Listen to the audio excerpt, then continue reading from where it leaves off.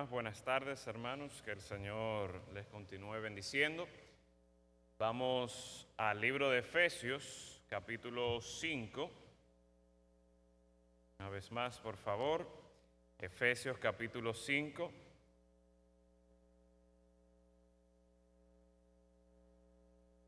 Pasaje que estaremos estudiando en la noche de hoy es Efesios capítulo 5, versículos del 15 al 20. Así que vamos a leer una vez más esta porción de las Escrituras.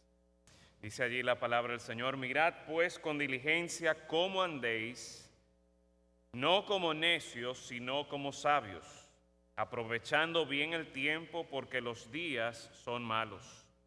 Por tanto, no seáis insensatos, sino entendidos de cuál sea la voluntad del Señor. No os embriaguéis con vino, en lo cual hay disolución. Antes bien, sed llenos del Espíritu, hablando entre vosotros con salmos, con himnos y cánticos espirituales, cantando y alabando al Señor en vuestros corazones, dando siempre gracias por todo al Dios y Padre, en el nombre de nuestro Señor Jesucristo. Vamos a orar. Y en este momento les voy a pedir que me acompañen en oración también por la familia de la hermana Ana Rodríguez. Nosotros estuvimos orando por ella en esta mañana, por la salud de la hermana Ana.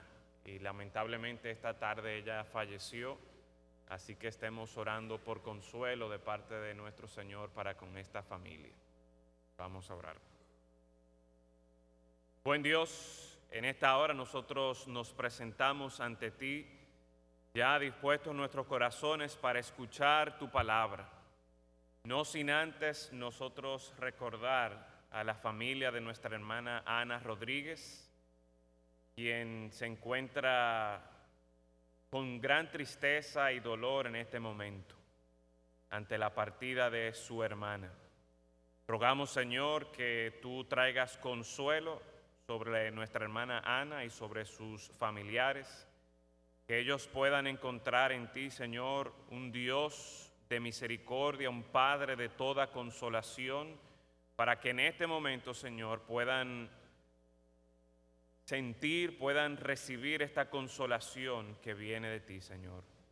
Tu palabra nos dice que tú permites que pasemos por estos momentos de aflicción, por estos momentos de tribulación, para que lleguemos a un grado tal en que ya no confiemos en nosotros mismos, sino en aquel que nos libra de la muerte.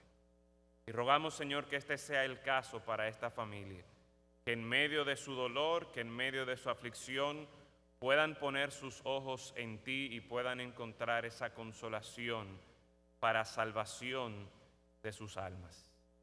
Pero también, Señor, ahora nosotros una vez más nos presentamos ante ti, rogándote que tu palabra sea expuesta de una manera clara, que no sean mis palabras, sino tu palabra la que sea predicada. Y que en todo esto, Señor, seas tú quien recibas honra y gloria, en la medida que tu Santo Espíritu obra en nosotros, trayendo convicción de pecado, aplicando estas verdades en nuestras vidas. Y así, Señor, nosotros conformarnos más y más a la imagen de tu Hijo Jesucristo. Y es en el nombre de nuestro Señor y Salvador Jesús que rogamos esto. Amén. Enrique era un joven con el que yo estudiaba inglés por las tardes. No es el hermano Enrique Morales de nuestra iglesia, si acaso. Pero desde joven a él lo habían diagnosticado con diabetes y por lo tanto él, además de tener que tomarse un medicamento y tener que regularmente inyectarse insulina, él también debía llevar un régimen alimenticio muy, pero muy cuidadoso. Por unos años, Enrique llevó al pie de la letra todas las instrucciones que su doctor le había dado. Era muy cuidadoso con su dieta, se tomaba sus medicamentos, se inyectaba en el momento preciso y era muy disciplinado con todo esto. Sin embargo, cuando Enrique llegó a segundo, tercero de bachillerato, algo pasó con Enrique que él empezó a descuidarse mucho con respecto a las instrucciones que su doctor le había dado.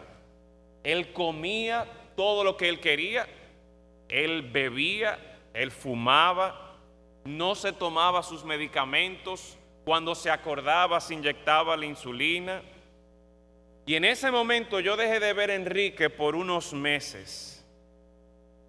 Y la próxima vez que me encontré con Enrique, encontré un Enrique totalmente distinto. Un Enrique que aparentemente por su descuido se estaba prácticamente consumiendo, estaba flaco, estaba descolorido, hasta se le parecía como que estaba medio jorobado. Y la verdad es que yo no sé si Enrique sigue vivo en el día de hoy. Pero si él iba o si él siguió con la manera en que él estaba cuidándose, o más bien no se estaba cuidando, yo dudo mucho que al día de hoy él esté vivo. Las indicaciones que su doctor le había dado a Enrique no eran para hacerle la vida imposible, sino realmente para hacer que él pudiera vivir. Tenían el propósito de preservar su vida y de que pudiera vivir con la mejor calidad de vida posible. A veces, en nuestro andar espiritual, nosotros tendemos tristemente a seguir el mismo ejemplo de Enrique. Por un tiempo nosotros cumplimos con lo que el Señor nos presenta en su palabra. Por un tiempo nosotros entendemos que ciertamente los mandatos, las exhortaciones de nuestro Dios en su palabra son para nuestro bien. Pero luego, por alguna razón, nos confiamos en que ya yo sé todo lo que Dios tiene que decirme a mí. Ya yo sé lo que yo debo hacer. Y pensamos entonces como que de manera automática nosotros vamos a poder andar en nuestra vida espiritual y que todo va a ocurrir de manera automática. Sin embargo, en este pasaje el Señor nos advierte en contra de esta manera de pensar. Esta sección de Efesios que acabamos de leer nos presenta una última exhortación que tiene que ver con nuestro andar. Si ustedes recuerdan, a partir del capítulo 4, el apóstol Pablo viene presentando una serie de implicaciones que, partiendo de nuestra realidad como parte de la iglesia, algo que él desarrolló en los primeros 3 capítulos, y el hecho de cómo por medio de la sangre de Cristo nosotros hemos sido reconciliados los unos con los otros, y por medio de la sangre de Cristo también hemos sido reconciliados con Dios. Ahora nosotros tenemos el gran privilegio de ser parte de la iglesia, de ser parte de este pueblo escogido de Dios, de este pueblo precioso para nuestro Dios. Pero este privilegio viene también con sus responsabilidades, como ya ha venido enunciando el apóstol Pablo por medio de estas exhortaciones. En el capítulo 4, versículo 1, el énfasis era en que debíamos tener un andar digno del llamado que tenemos en Cristo. Si es verdad que gozamos de todas estas bendiciones en Cristo Jesús, si es verdad que ahora nosotros gozamos de una relación ya reconciliada con Dios y hemos sido reconciliados los unos con los otros, ahora nosotros debemos andar dignos de ese llamado. Pero también en el capítulo 4, versículo 17, el Señor nos lo presenta desde la otra perspectiva. No solamente que debemos andar de una manera digna del llamado en Cristo, sino que por otro lado nosotros ahora debemos tener un andar distinto al mundo.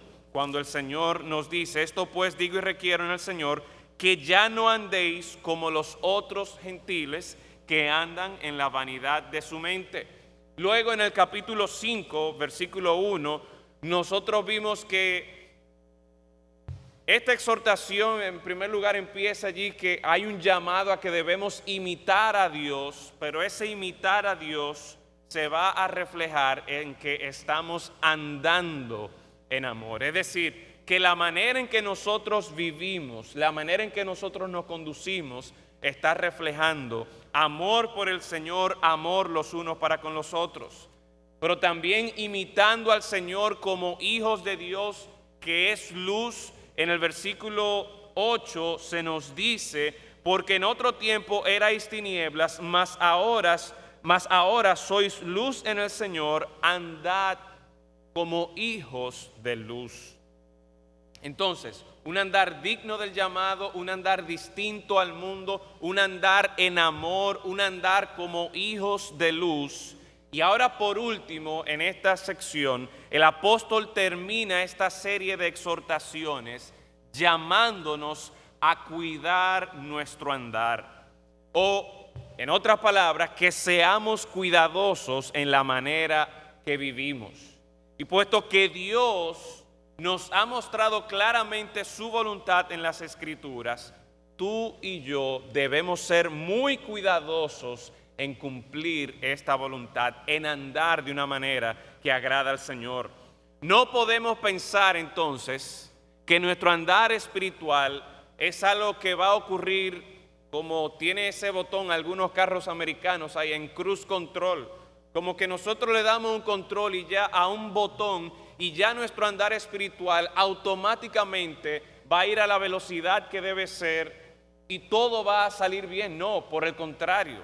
El Señor nos llama a que nosotros seamos cuidadosos en nuestro andar. Dios nos exhorta a que cuidemos nuestro andar. Por eso el título de la predicación de esta noche es Cuida tu andar. Creo que aquí está, no pusieron la imagen, pero si ustedes vieron en Facebook en la imagen que el hermano Orlando colocó, ok, ahí está. No sé si lo pueden apreciar, pero eso realmente es un camino. Si mal no recuerdo, me parece que eso es un lugar que está en la China y eso lleva, no sé si a un restaurante o a un templo que hay por ahí. Y mire, si usted quiere llegar a ese templo o a ese lugar, usted puede estar seguro que usted va a tener mucho, pero mucho cuidado en los pasos, en cada uno de los pasos que va a dar. Porque si usted nota, hay un gran precipicio al lado.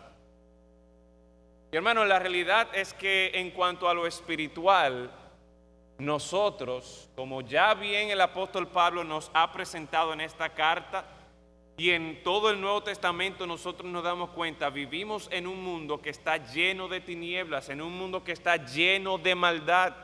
Y por lo tanto, nosotros no podemos pretender que nuestro andar espiritual va a ser algo casual, que va a ocurrir como si fuera por accidente o de manera automática. No, una vez más, el Señor nos llama a que seamos cuidadosos en nuestro andar. Y así como ese doctor le dio indicaciones seguras para preservar la vida de este amigo mío, nuestro Dios también nos ha dejado indicaciones, instrucciones, mandatos, exhortaciones, promesas en su palabra que nosotros debemos cuidar de andar en ellas, de seguir, de cumplir. En este texto nosotros vemos por lo menos dos maneras en las que podemos cuidar nuestro andar. Y luego termina el apóstol Pablo presentándonos un ejemplo. En primer lugar, el primer punto es cuida tu andar poniendo en práctica el conocimiento que tienes de la voluntad del Señor. Cuida tu andar poniendo en práctica el conocimiento que tienes de la voluntad de Dios. Dice el versículo 15, mirad pues con diligencia cómo andéis, no como necios, sino como sabios. Esta exhortación en primer lugar, mirad, es estar atento Y este adjetivo, o más bien este adverbio, describe cómo nosotros debemos mirar, cómo nosotros debemos prestar atención a lo que el apóstol nos está refiriendo aquí. Dice, mirad con diligencia, es decir, mirad cuidadosamente. Literalmente es uno observando y comparando las instrucciones que se me han dado y asegurándome de que yo estoy haciendo cada una de las cosas que se encuentran en ese listado. Mirad cuidadosamente, mirad con diligencia cómo andéis.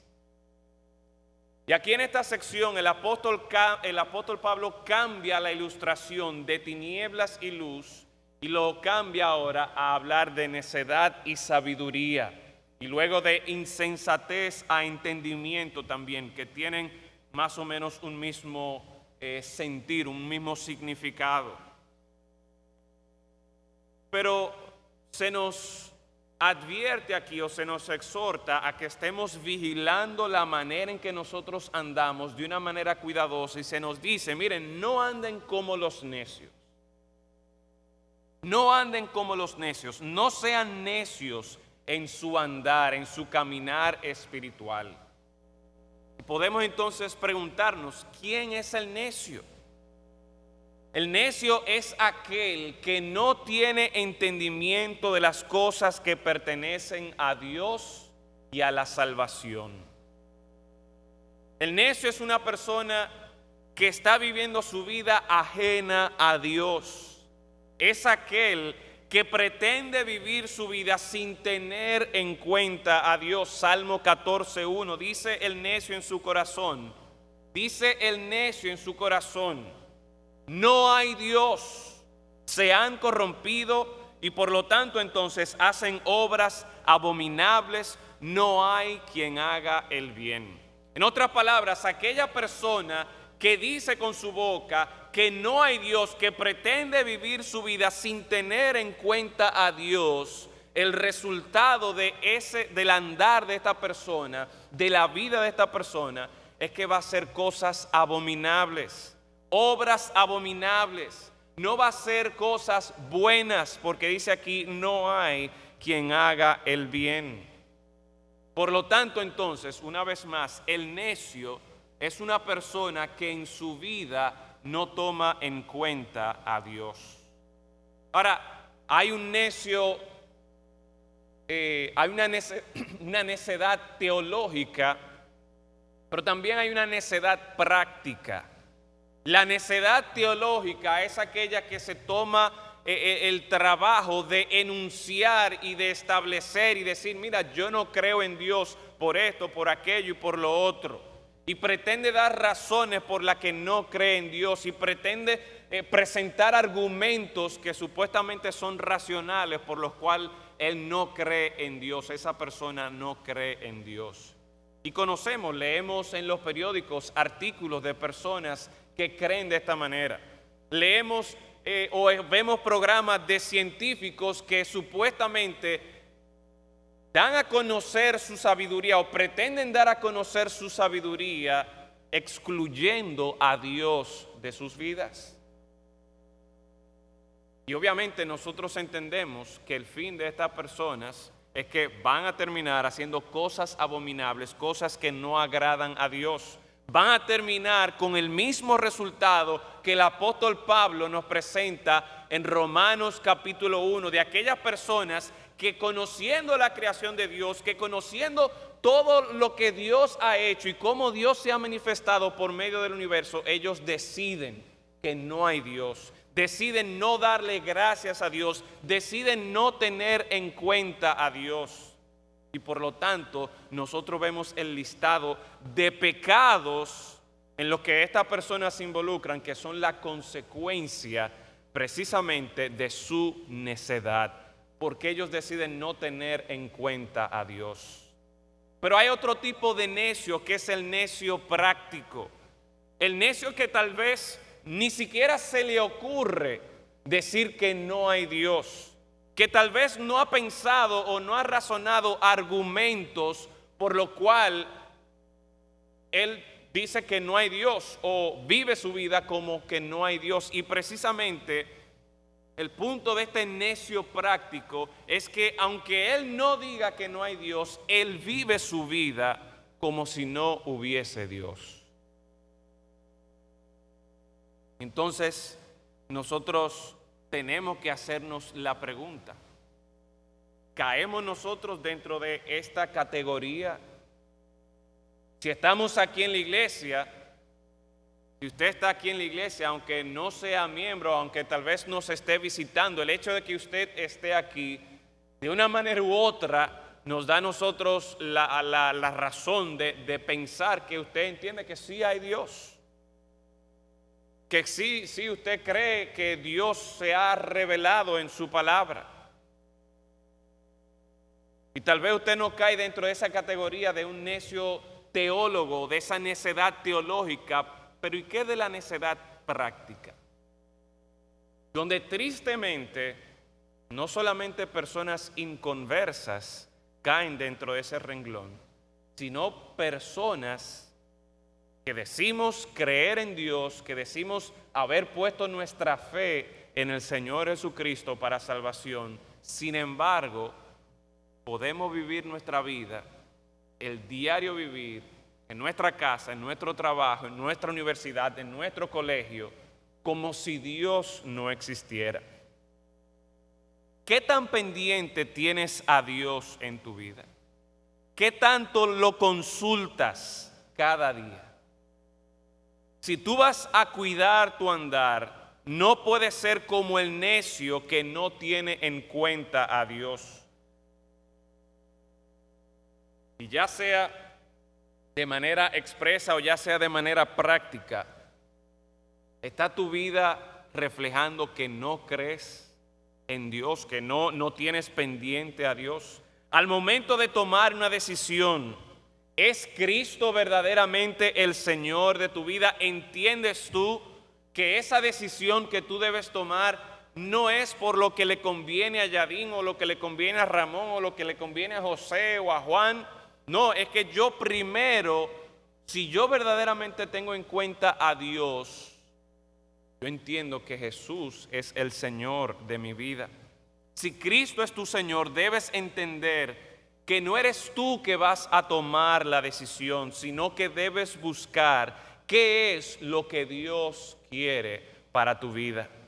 De esta manera tú no estarás andando como un necio, en otras palabras, como una persona que no tiene en cuenta a Dios.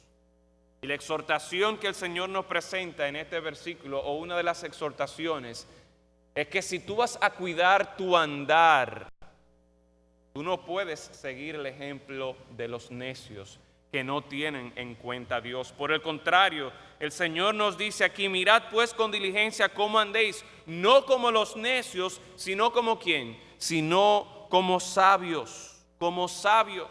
Ya vimos quiénes eran los necios, pero ¿quiénes son los sabios? Proverbios 1:7 dice: el principio de la sabiduría es el temor de Jehová. Los insensatos, los necios, desprecian la sabiduría y la enseñanza. Pero vuelvo a referirme a esa primera frase de este versículo: el principio de la sabiduría es el temor a Jehová. Si tú quieres ir por el camino de los sabios, si tú quieres seguir la sabiduría de Dios, tú debes estar caracterizado porque temes a Dios. Entonces, el sabio es una persona que en vez de dejar a Dios fuera de su vida, es una persona que teme a Dios. En otras palabras, es una persona que tiene en cuenta a Dios en todo momento y en todas las áreas de su vida. Un sabio es una persona que teme a Dios, no solamente por todo lo que sabe, sino porque tiene pendiente a Dios en todo momento de su vida. Y no solo en todo momento, sino que también en todas las áreas de su vida. Por lo general, nosotros tenemos en mente que un sabio es una persona que tiene mucho conocimiento, ya sea en las ciencias, ya sea en literatura, en las artes. Pensamos en un sabio con respecto a una persona que puede hablar de lo que sea con suficiente conocimiento de ese tema. Hay un programa que se transmite en la radio los domingos en la mañana, que se llama Los Sabios en la Z. Es un programa de opinión, un programa de comentarios en el cual se supone que distintos expertos de un tema o de un área se reúnen a hablar sobre ese tema. Obviamente, yo no lo escucho porque estoy aquí en la iglesia en ese momento. Sin embargo, durante la semana o en algún momento que tal vez yo escuche cuando se anuncia ese programa, siempre me choca como que es un tanto arrogante. Los sabios en la Z. Es decir, que aquellos que se están promoviendo, aquellos que se están anunciando, se consideran a sí mismos sabios.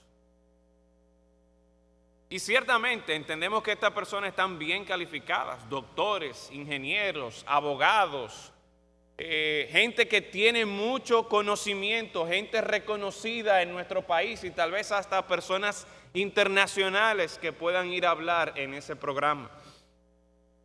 Sin embargo, podemos decir que una persona es sabia simplemente porque tiene mucho conocimiento, porque puede hablar mucho acerca de un tema. De acuerdo a la Biblia, esto no es así.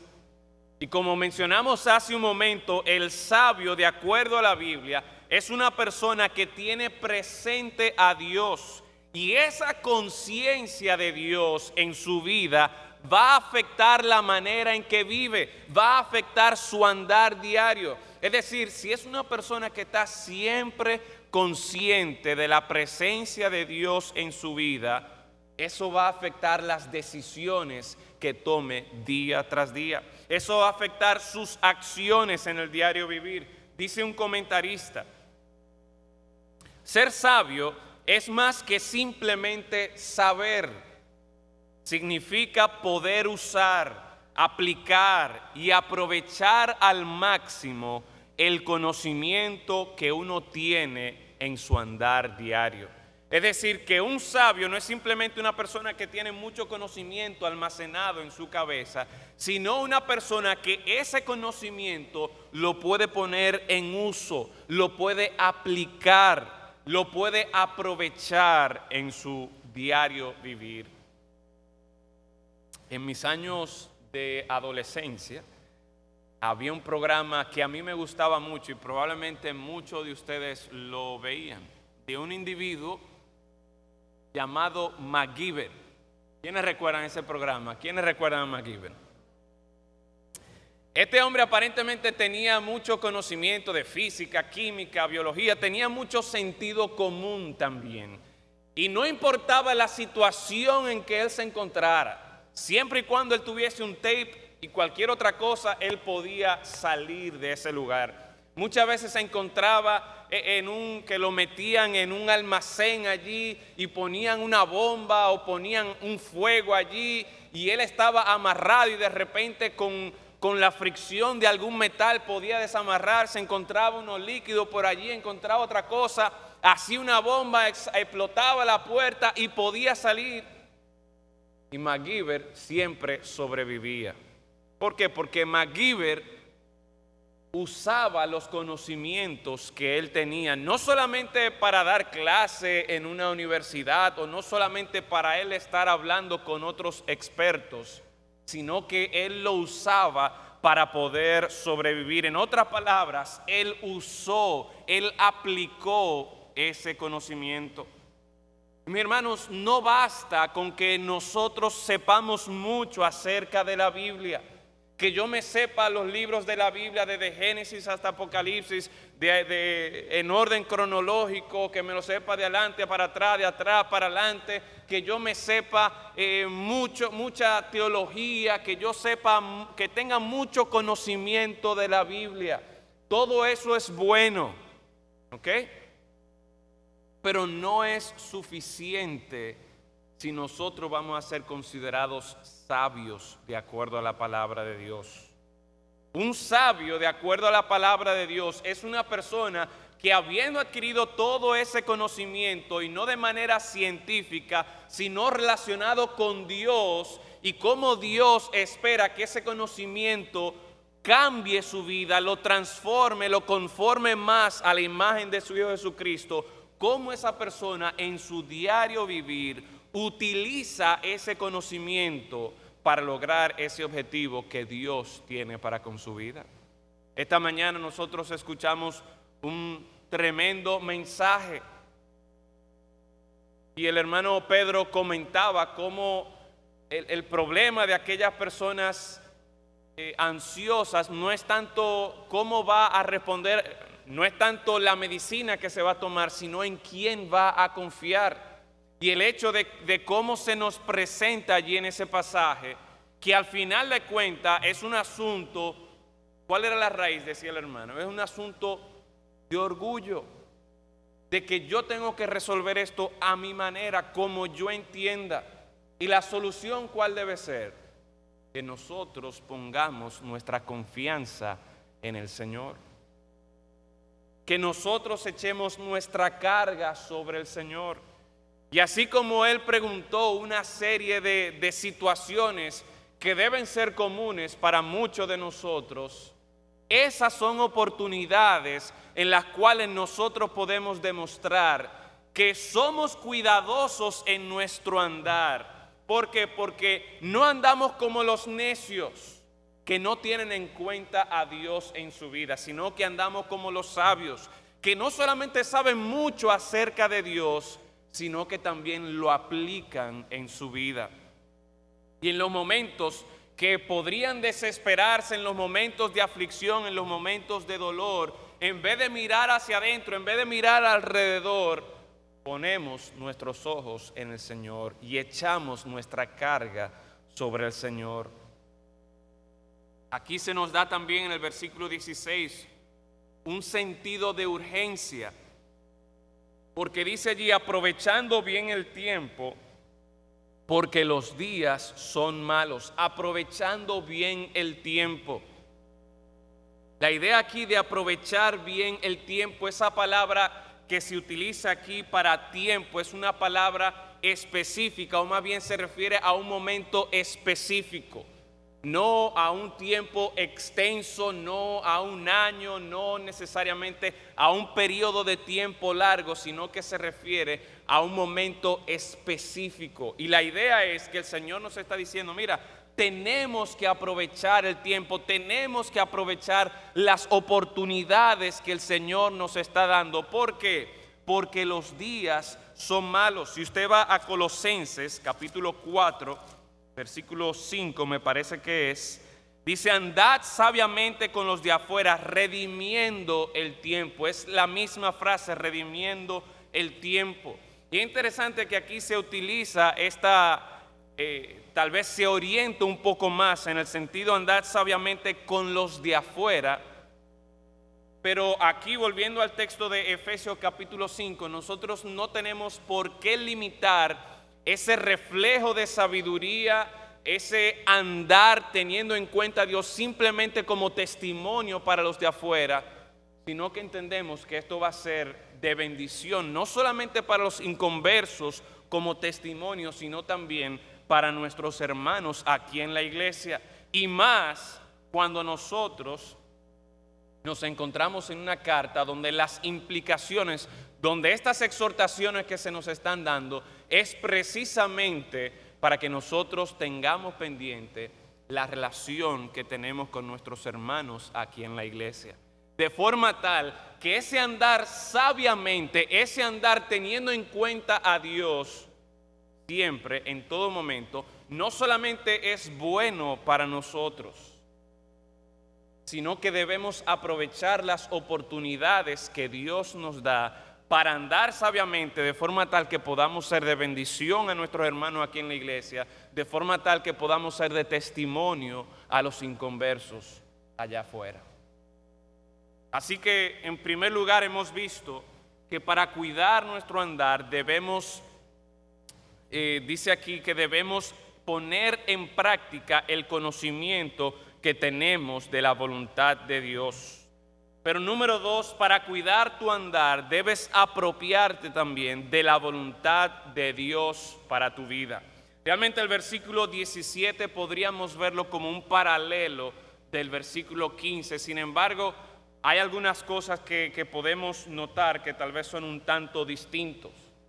Una vez más, teniendo esa urgencia del tiempo, teniendo esa urgencia de que ante la realidad de que vivimos en días malos, dice allí, por tanto, no seáis insensatos, sino entendidos de cuál sea la voluntad del Señor. Por tanto, no seáis insensatos. Esa palabra insensato es muy similar a la palabra para necio que teníamos allí en el versículo 15. Tal vez es un poco más fuerte, pero la idea es prácticamente la misma. Personas que no tienen en cuenta a Dios, o personas que aún conociendo, aún sabiendo lo que le conviene, pretenden vivir su vida a su propia manera. El ejemplo, la ilustración que les di al principio de este amigo mío, Enrique, que a pesar de las instrucciones que su doctor le había dado, a pesar de que él vio cómo esos primeros años le fueron de provecho, y a pesar de que él estaba viendo cómo después de que él dejó de tomarse los medicamentos y de seguir la dieta que él debía llevar, él vio que su cuerpo se deterioraba. Podemos decir que era una insensatez de este joven no hacer caso a las instrucciones que su doctor le había dado. Pero mi hermano, ¿cuántos de nosotros no somos de la misma manera o peor aún, insensatos? Conociendo la voluntad de Dios, conociendo lo que a nosotros nos conviene, habiendo ya experimentado en muchas ocasiones la bondad de Dios, la misericordia de Dios, porque hemos obedecido a Dios, lo hemos tenido a Él en cuenta en nuestra vida, y sin embargo entonces nosotros todavía hay momentos en nuestra vida que decidimos dejar a un lado la sabiduría de Dios, dejar a un lado los consejos que Dios nos ha dado y pretendemos seguir nuestra propia sabiduría o pretendemos seguir la sabiduría de otras personas igualmente pecadoras como nosotros. Sin embargo, el Señor nos dice que no seamos insensatos, sino entendidos. Y esta palabra aquí, entendidos, este verbo tiene la idea como de que es a lo que yo voy a agarrar, es algo de lo cual yo me voy a sostener, es algo que yo tengo un buen dominio de esto. Yo sé que hay algunos que están ahora en periodo de exámenes, algunos de los jóvenes aquí y estudiantes del colegio. Tal vez una manera de ilustrar esto de ser entendido y de realmente algo que uno retiene, algo que uno tiene dominio, es por ejemplo con estas famosas fórmulas que a uno le enseñan en física y aún también en la misma química, yo creo, y otras matemáticas más, donde uno tal vez le cuesta un poco de tiempo aprenderse la fórmula, memorizarla y poder aplicarla, pero luego de 15, 30, 100 ejercicios, ya uno tiene un buen dominio de cómo usar esa fórmula de una manera práctica. Y la idea es la misma, que nosotros, siendo cuidadosos una y otra vez, nosotros no nos desviemos de la fórmula que Dios nos ha dado para nuestro andar diario, sino que repitamos una y otra vez ese ejercicio, repitamos esa fórmula que el Señor nos ha dado. ¿Por qué? Porque ciertamente cuando nosotros seguimos esta fórmula, cuando nosotros seguimos, somos entendidos, dice aquí, si no sed entendidos de cuál sea la voluntad del Señor. Cuando nosotros hacemos este esfuerzo, cuando nosotros buscamos apropiarnos, ya no de mi inteligencia, ya no de la sabiduría de otros, sino que vamos a apropiarnos de cuál es la voluntad del Señor en nuestra vida. Hermanos, esto es algo que nosotros debemos hacerlo de manera continua. No basta con que una sola vez yo lo hice y ya como ya yo en un momento cumplí con ese mandato del Señor, ya yo no tengo que seguirlo, no. El Señor espera que de manera continua nosotros estemos esforzándonos en ser entendidos, en agarrar, en nosotros poder apropiarnos de cuál es la voluntad del Señor para mi vida día tras día. Los cristianos son insensatos cuando nosotros no nos preocupamos por conocer cuál es la voluntad del Señor. ¿Qué es lo que Él quiere que nosotros hagamos? ¿Qué es lo que Dios quiere que nosotros seamos? Cuando nosotros seguimos nuestra propia voluntad o cuando nosotros seguimos la voluntad, el consejo de otros hombres, una vez más, en ese momento estamos siendo insensatos. Sin embargo, el Señor nos está llamando a que nuestra mente nosotros la alineemos con la voluntad del Señor.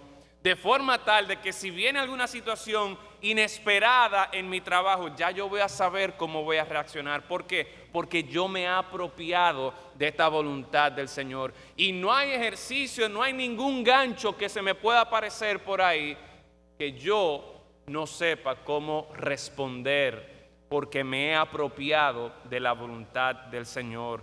Entender esa voluntad del Señor para nuestra vida. Una vez más, ¿qué tan frecuentemente preguntas tú en tu día, en la semana, cuál es la voluntad del Señor para esta situación en mi casa, para esta situación en el trabajo, para esta situación en la universidad o en el colegio? ¿Cuál es la voluntad de Dios para mi vida con respecto a una pareja, con respecto a una carrera? ¿O estamos nosotros simplemente siguiendo el patrón de este mundo? Recuerden que el versículo 16 nos ha advertido que vivimos en días malos. Y por lo tanto, entonces, nosotros no podemos ser insensatos llevándonos de la corriente de este mundo de maldad, sino que nosotros debemos preocuparnos por apropiarnos día tras día de la voluntad del Señor. Puede ser que algunos, su preocupación o la pregunta que se hagan para tomar una decisión es: ¿qué me va a traer mayor ganancia terrenal? ¿O qué decisión es la que yo voy a tomar para que la gente se asombre de mí, para que la gente me honre a mí? ¿Cuál es la decisión que yo debo tomar para yo poder encontrar placer, para yo poder encontrar comodidad en esta vida? ¿Son esas las preguntas que nosotros nos hacemos? Si esas son las preguntas que nosotros nos hacemos para tomar nuestras decisiones, estamos equivocados. La pregunta que nosotros debemos hacer es: ¿qué es la voluntad del Señor para mi vida? Ni siquiera lo que otros hombres, por más sabios que sean, por más libros que tengan, por más títulos que tengan, por más programas de televisión que tengan, podemos escuchar el consejo de ellos, pero la pregunta número uno es: ¿cuál es la voluntad de Dios para mi vida? De lo contrario, si no hacemos esta pregunta, nosotros somos insensatos, nosotros no estaríamos actuando de una manera correcta.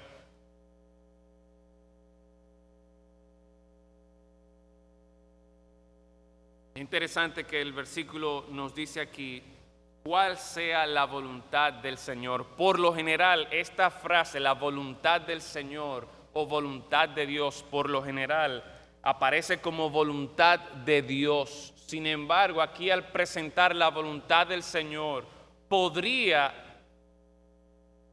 servir para recordarnos el ejemplo de nuestro Señor Jesucristo, quien en un momento de agonía, en un momento de tribulación normal, Su pregunta no era cómo es que yo me voy a librar de esta situación, sino su deseo era hágase tu voluntad.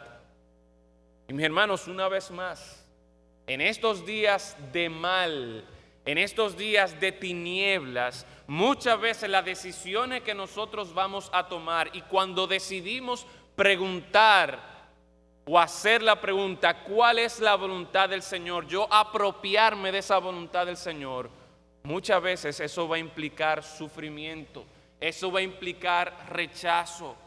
Pero nosotros vemos el ejemplo de nuestro Señor Jesucristo. Nos aferramos a lo que el Señor Jesucristo ha hecho y encontramos de manera particular en los primeros 3 capítulos de esta epístola. Y nosotros consideramos todas las bendiciones que tenemos en Cristo Jesús, de forma tal que cuando nos toque la decisión de si voy a seguir mi voluntad, si voy a seguir lo que está haciendo el mundo, o voy a apropiarme de la voluntad del Señor, porque yo tengo mis ojos puestos en Cristo, porque yo reconozco lo que ahora yo soy por medio de la sangre de Cristo, yo voy a tomar la decisión de cuidar mi andar, apropiándome de la voluntad del Señor. Así que aquí el apóstol Pablo nos presenta estas 2 maneras en las que nosotros podemos cuidar nuestro andar. 1, poniendo en práctica el conocimiento que tenemos de la voluntad de Dios. Y número 2, nosotros apropiándonos día tras día de la voluntad del Señor para con nuestra vida. Por último, aquí en este pasaje que hemos leído, el apóstol nos presenta un ejemplo.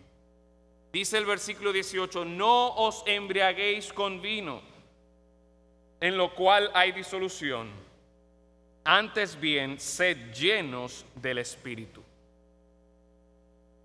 Precisamente en un tiempo en el que, como lo describe allí el versículo 16, que los días son malos, una práctica era precisamente esto de estar embriagado, de la borrachera, y eso no es muy lejos de lo que nosotros hoy día encontramos. En Estados Unidos hay jóvenes que van a la universidad no para estudiar, ni siquiera para jugar deportes, sino para estar metido en la casa de una supuesta fraternidad y allí emborracharse, no solamente en los fines de semana, sino todos los días. Van a la universidad con ese propósito. Y la fecha más importante para ellos es ese famoso feriado de primavera, donde se van a la Florida, donde se van a México y donde se van a lugares donde allí pueden todavía emborracharse aún más. De forma tal que eso es lo que, óyeme, eso sí está bien, ahí es que está el gozo, ahí es que está el placer. Pero no tenemos que irnos a Estados Unidos para ver este mismo ejemplo que el apóstol Pablo nos presenta. En cada esquina de las distintas urbanizaciones, barrios residenciales donde nosotros vivimos, hay un famoso colmadón, donde a partir de las 5, tal vez 4:30, empiezan a sacar las sillas y empieza la gente a llegar de sus trabajos, hombres y mujeres, y empiezan a beber y gastan el dinero de sus casas, el dinero para sus familias. ¿Por qué la gente hace esto? ¿Por qué la gente se entrega a la embriaguez, al vino, a la borrachera? Porque supuestamente en esto van a encontrar placer. Supuestamente en esto van a encontrar satisfacción. Sin embargo, lejos de seguir la corriente de maldad de este mundo, lejos de seguir el ejemplo de este mundo, ¿a qué nos llama el Señor? Dice, no os embriaguéis con vino, en lo cual hay disolución. Y con esta palabrita, antes de tocar la última parte de este versículo 18, Recuerdo también la historia del hijo pródigo, quien juntó todos sus bienes y se dio la buena vida y anduvo. Esta palabra que tenemos aquí es una de las mismas palabras que se utiliza para describir la situación en la que se encontró el hijo pródigo, en un estado de disolución, donde ya no había restricciones, donde ya no había un orden, donde ya no había un propósito, sino que aquí lo más importante es el placer, la buena vida. ¿Y cómo le fue al hijo pródigo? ¿Terminó bien? No, no terminó bien. No tuvo en cuenta a Dios, no anduvo en sabiduría, no aplicó la palabra de Dios, no se apropió de la voluntad del Señor. Y en vez de darse al vino, en vez de embriagarse, en vez de buscar el placer en el vino, dice el Señor aquí, versículo 18, antes bien, sed llenos del Espíritu. Y por un lado, mientras el alcohol, el vino, el estado de embriaguez es lo que domina, es lo que controla a una persona, por otro lado el Señor dice, no, mira, la voluntad mía, lo que a ti te conviene, mi prescripción para tu andar diario, es que en vez de tú estarte embriagando con el vino, en vez de tú estar buscando la felicidad, la satisfacción, el placer en el vino, tú seas controlado por el Espíritu Santo. Antes bien, sed llenos del Espíritu. Hermanos, esto del vino nosotros podríamos transferirlo también a las drogas, podríamos transferirlo también a la vanidad de este mundo, al materialismo de este mundo.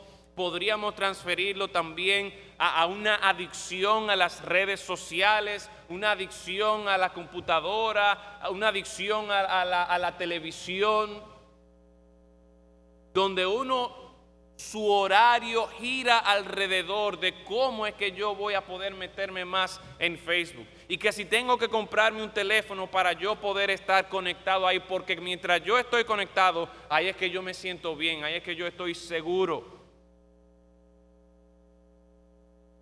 Por otro lado, el Señor nos dice, antes bien, sed llenos del Espíritu. Sean controlados por el Espíritu. Y noten entonces cuál es el resultado de una persona que está siendo controlada por el Espíritu. Una persona que está siendo controlada por el Espíritu no es una persona que se enfoca en sí mismo y cómo va a encontrar satisfacción y cómo va a encontrar placer, sino una persona que está siendo controlada por el Espíritu es una persona que se caracteriza. Hay 4 verbos que se utilizan aquí y todos de una manera u otra están apuntando hacia Dios, están reflejando la gloria de Dios. Dice, hablando entre vosotros con salmos, con himnos y cánticos espirituales. La idea es que la conversación del pueblo de Dios, la conversación del sabio, la conversación de aquella persona que está buscando cuidar su andar, va a estar llena de alabanza y gloria a Dios. Pero sigue diciendo allí, cantando y alabando al Señor en vuestros corazones. Ya aquí de una manera clara presenta así, cantando, y esta palabra alabando es la palabra de donde viene el libro de Salmos, y literalmente se refiere a uno darle a las cuerdas, tocar unas cuerdas, y entonces está la combinación del canto y de los instrumentos. Y cómo el Señor permite precisamente que por medio del canto, por medio de los instrumentos, nuestro enfoque esté en el Señor. Y que sea algo no solo de la boca para afuera, sino algo que siendo llenos del Espíritu, siendo controlados por el Espíritu, esta adoración, este canto, esta alabanza va a salir de nuestro corazón, que eso es lo que Dios está buscando. Y por último dice allí el versículo 20, dando siempre gracias por todo ¿a quién? Al Dios y Padre, en el nombre de nuestro Señor Jesucristo. hablando, cantando, alabando, dando gracias, siempre todo con un enfoque en el Señor. Una persona que está siendo controlada por el Espíritu Santo es una persona que va a estar enfocada en el Señor. ¿Qué está reflejando nuestras vidas? Las decisiones que nosotros tomamos día tras día, ¿reflejan verdaderamente que estamos siendo controlados por el Espíritu Santo de Dios? ¿Estamos nosotros poniendo en práctica lo que conocemos de Dios? ¿Estamos nosotros apropiándonos de la voluntad del Señor? Y se está eso reflejando en nuestro diario vivir. Porque no estamos buscando cómo es que yo me voy a agradar a mí mismo. No, yo estoy siendo ahora controlado por el Espíritu Santo de Dios. Y eso significa que mi enfoque va a estar en Dios. De forma tal que mi conversación diaria, casual, va a tener como tema a Dios. De una manera u otra lo vamos a llevar hacia Dios. Nuestra alabanza al Señor por medio de los cánticos, aun cuando estamos aquí en la iglesia o cuando estamos en el carro o cuando estamos en nuestra casa o en nuestro trabajo, nosotros vamos a estar enfocados en cantar a nuestro Señor, en alabar a nuestro Señor. Y eso de corazón. Pero por último termina este texto diciendo dando gracias, dando siempre gracias por todo al Dios y Padre en el nombre de nuestro Señor Jesucristo. Hace un rato hice referencia a Romanos capítulo 1 y cómo estos sabios, cómo estos individuos, una de las primeras cosas que ellos hicieron o más bien dejaron de hacer es que ellos no dieron gracias a Dios. Sin embargo, una persona que cuida su andar es una persona que se va a caracterizar porque en cada paso de su vida, sea cual sea la situación, sea cual sea el paso que esté dando, puede dar gracias a Dios y debe dar gracias a Dios. Es importante notar que el ejemplo que el apóstol nos presenta aquí, de que seamos llenos del Espíritu, de que seamos controlados por el Espíritu, es muy apropiado, es muy necesitado de parte nuestra, porque definitivamente si vamos a cuidar nuestro andar, nosotros necesitamos ser llenos del Espíritu Santo. Necesitamos ser controlados por el Espíritu Santo. Porque así, al igual que este amigo mío, nosotros tenemos la tendencia a que con el tiempo empezamos a descuidarnos. Pero quiere el Señor que nosotros en nuestro diario vivir permitamos que el Espíritu Santo controle nuestra vida, que seamos llenos del Espíritu Santo. Que día a día, desde que yo me levante, mi oración es: Señor, dirige mis pasos, dirige mis acciones, dame sabiduría para las decisiones que debo tomar, para las conversaciones que debo tener, mostrando así dependencia en el control del Espíritu Santo. Porque ciertamente, mis hermanos, la obra que Dios ha hecho en nuestra vida es grande, es maravillosa. Y nosotros debemos cuidar de que andemos dignos del llamado que tenemos en Cristo Jesús. Nosotros tenemos que tener cuidado de que estamos andando de una manera distinta al mundo. Nosotros tenemos que tener cuidado de que día tras día estamos aprovechando las oportunidades para mostrar amor al que está afuera, pero también para mostrar amor al que está dentro, mostrar amor a nuestros hermanos en Cristo.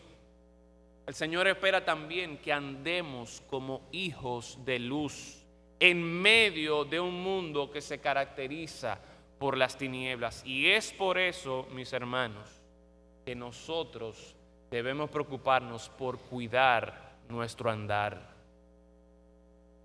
El Señor en su gracia y por medio de su Santo Espíritu nos ayude día tras día a ser guiados en los caminos del Señor, poniendo en práctica su voluntad, apropiándonos de esa voluntad del Señor para cada momento de nuestra vida. Vamos a orar. Padre, damos gracias en esta noche, porque tu palabra nos da esta prescripción, esta exhortación tan importante a que nosotros velemos con mucho cuidado, con diligencia, la manera en que estamos andando. Es posible, Padre, que este sea un llamado de advertencia para algunos de nosotros, que con el tiempo nos hemos descuidado, que con el tiempo hemos pensado que nuestro andar espiritual ya eso es algo que me sale de manera automática, y no nos hemos dado cuenta de cómo la corriente de este mundo malo nos ha arrastrado. Por lo tanto, Señor, yo ruego por mí, yo ruego por mis hermanos aquí en esta noche, para que en esta tu iglesia, Señor, nosotros nos esforcemos por cuidar nuestro andar, glorificándote a ti, Señor, teniéndote a ti presente en nuestra vida, en todas las decisiones que tomamos, en todo lo que nosotros hacemos, dependiendo, Señor, del control de tu Santo Espíritu. Padre, reconocemos nuestra necesidad, reconocemos nuestra debilidad, y por eso, Señor, de manera individual y como iglesia, rogamos que tu Santo Espíritu tenga control de nuestras vidas, de forma tal que podamos cuidar ese andar en el cual tú nos has colocado. En Cristo Jesús lo rogamos. Amén.